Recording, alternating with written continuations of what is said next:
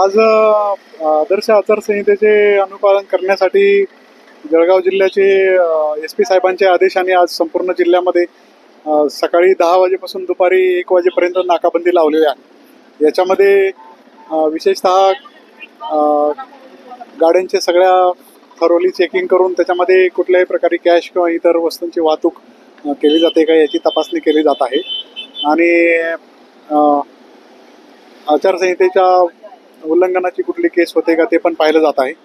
त्या दृष्टीने संपूर्ण जिल्ह्यात आता चेकिंग होत आहे। आज आतापर्यंत जळगाव जिल्ह्यात जवळपास 4 कोटीच्या पेक्षा जास्त कॅश आपल्याला सापडलेली आहे। आणि आज सुद्धा 2-3 ठिकाणी आतापर्यंत कॅश मिळालेली आहे। दिवसभर आता 1 वाजेपर्यंत अजून ही कारवाई सुरू राहणार। किती मिळाली? आज आता जवळपास शहरमध्ये इथं शनीपेठ पोलीस स्टेशनच्या हद्दीत 6 लाख रुपये कॅश मिळालेले आहे। तसंच रामानंद नगर पोलीस स्टेशनच्या हद्दीत 6 लाख रुपये मिळालेले आहे। तसंच फतेपूर पोलीस स्टेशनमध्ये आज 3 लाखाची कॅश मिळालेली आहे।